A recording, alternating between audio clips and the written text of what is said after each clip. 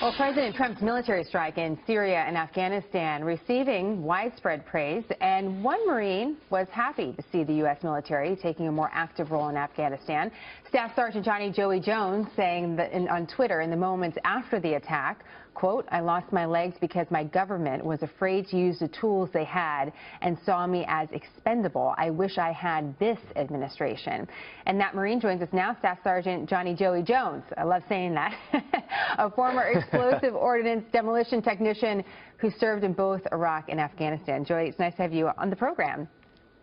Thanks for having me on. So just to set this up, we were covering the breaking news yesterday during our hour as we got the word that this bomb was dropped in Afghanistan.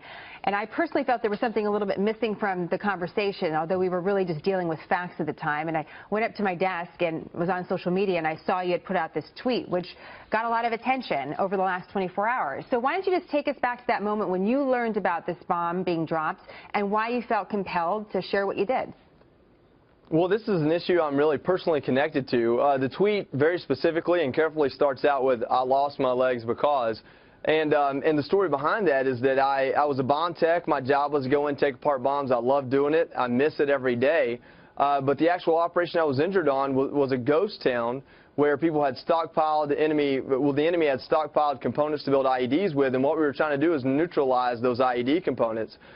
We made the decision to go into that town after it was vacated by civilians and mostly enemy and render safe IEDs in order to neutralize that. And we recommended to our superiors that we could drop bombs strategically or use ordnance, even artillery, to neutralize that threat. But at the time, you know, the headline, U.S. drops bombs or U.S. fires artillery, just wasn't worth it.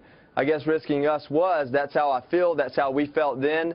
And I believe that this action with the Moab, I think, is a pretty strong statement. You know, the Moab's a statement bomb, in my opinion, in this case, that says that we're going to do what we need to, and we're going to keep our guys and gals safe. That's really, and especially hearing from you, from your experience on the ground, but also your experience with explosives, hearing that is a really interesting perspective. Just to underscore what you said, when you went into this particular area, the risk of civilian casualties was not high because, as you described, it was a ghost town. But still, the unwillingness to act with what you requested as someone on the ground must have been incredibly frustrating, and I can't imagine reflecting on it now, having experienced the injuries that you had. What was the response when you asked for this and knew that you weren't going to get it and go into a very dangerous but deserted area?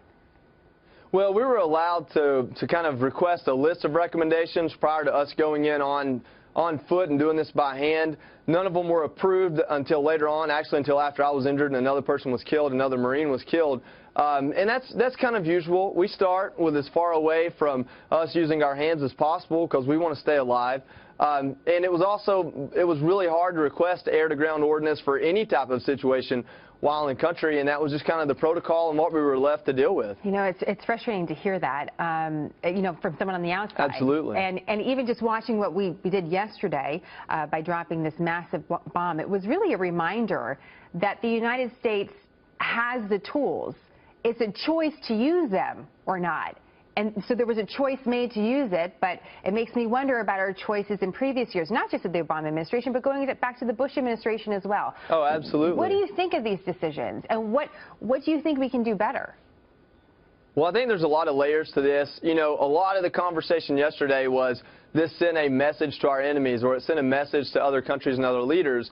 And I think the message that was sent that people overlooked all day long was the message our commander-in-chief and our generals sent to the rest of our military. In other words, the fact that the story progressed to say this wasn't President Trump calling and requesting a Moab, that this was President Trump giving the generals this opportunity months ago, and that they landed on this piece of ordnance, something that we know would create headlines as the best way to operationally and tactically neutralize this threat, shows us that those perceptions or those considerations that perhaps were plaguing us in years past don't take precedent today. And if this is an administration that's allowing that, then I applaud them.